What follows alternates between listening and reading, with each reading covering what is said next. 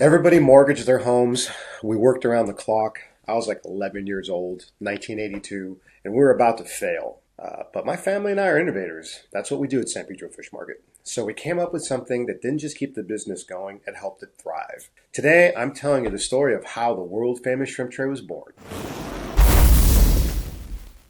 Hey, I'm Mike Ungaro, and welcome to Fish Fact. I'm CEO, visionary, and business co-owner of the Kings of Fish TV series on Amazon Prime and the legendary San Pedro Fish Market. Under my leadership, we saw double-digit annual sales growth for over a decade and became the second most visited seaside attraction on the Western Seaboard, second only to SeaWorld. On this channel, you'll get an exclusive behind-the-scenes look at what it takes to run a multi-generational business that's been operating since 1956, the highs, the struggles, and the unique challenges of working with family. You'll see firsthand what it takes to keep a seafood empire thriving while also producing our TV series Kings of Fish, which you can watch right here on YouTube and on Amazon Prime. All right, so here's the catch of the day.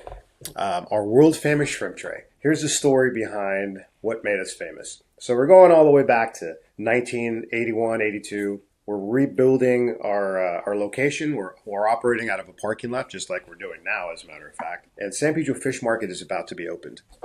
It was a huge endeavor, 10,000 square foot building with seating for about 300 outside. And for the first time ever, we were opening a restaurant. And we were going to have a kitchen. We hadn't had that before. But what happens? Okay, it's expensive. It's taking a lot of money we don't have. Everybody in the family had to mortgage their homes to finance this project. We finally get open. Everybody's working around the clock all of Holy Week because Tommy, my uncle, had it in his head that we had to be open by Good Friday one way or another. Family members are driving spikes into the new deck outside. Other family members are helping to do plumbing, electrical, install showcases. It was a huge, huge project. And we opened. And then what happened? Southern California had its worst El Niño, I think, ever before or since. So all of our seating's outside, and it rained every day, all summer long. And we almost lost everything. So what do? We innovate. That's what we do in this family. We're innovators. So we started looking around at what other restaurants were doing. And we saw at a local restaurant, actually just down the street, they had a product called fajitas.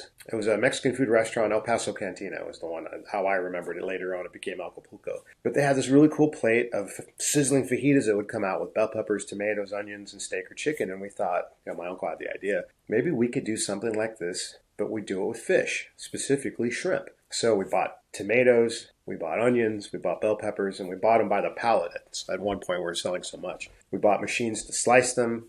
We invented our own secret recipe seasoning, a fajita seasoning, if you will, a Cajun spice. And we put some griddles outside and we mixed the fish and the shrimp with the veggies and the seasoning and tortillas. And it was a hit. The smell was in the air. People were like, this is really cool. I want to get some of this. Then we started doing barbecues. We put old barbecues that we'd found sort of that were no longer being used.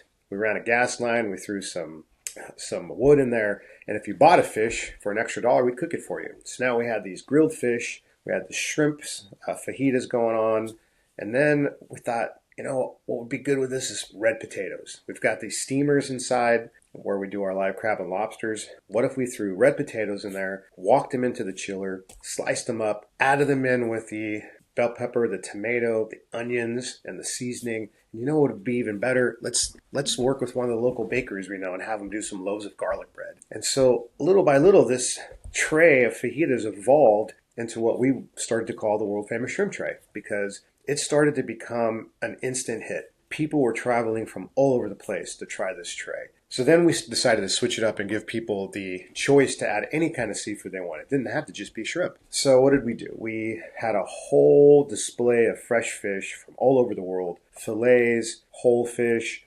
scallops, octopus, calamari, you name it. Salmon, sea bass, swordfish, snapper. Some of the stuff came from New Zealand, some from Mexico. We had stuff from all over the world. So we allowed people to just make up your own tray.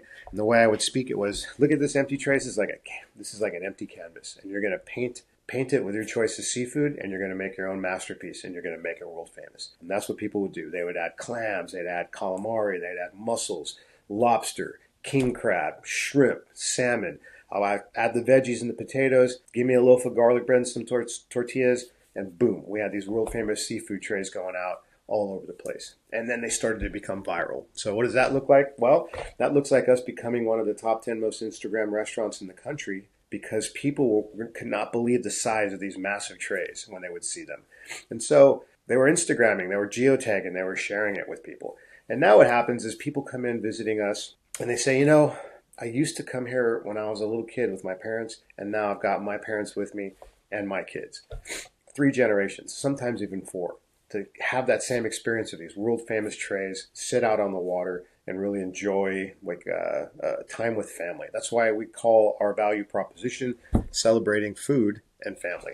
And people travel from all over. At one point, we did a viral video with our friends at Food Beast, and that pulled in 30,000 customers from every state in the country in a matter of 10 days, just 10 days, all to have a world famous super tray is what we called it in that particular video. But it was the same thing. People came in and they got to pick out whatever seafood they wanted and enjoy it. And it was pretty awesome. So what does that mean today? That entire story was about how we innovated. And what we created was an experiential seafood brand where people can innovate or invent their own seafood trays. We let people partake in that experience, and it creates something that you can't get too many other places. Except now I'm finding a lot of copycats that are doing it. So the key is for a business to be competitive, survive and thrive through multiple economic situations, recessions, rainfall, and whatever else comes your way. Inflation would be the one for today. You've got to continually innovate, and you never give up. And that's our story. That's how the world's famous shrimp tray was born. Thanks for listening to episode 6 of Fish Factor. Don't forget to like and subscribe to this channel, and you can also check out all the episodes of Kings of Fish right here. You can learn more about our restaurants by going to our website, sanpedrofish.com, or you can follow us on our social media channels, Instagram, Facebook, etc., at San Pedro Fish, or the TV show at Kings of Fish.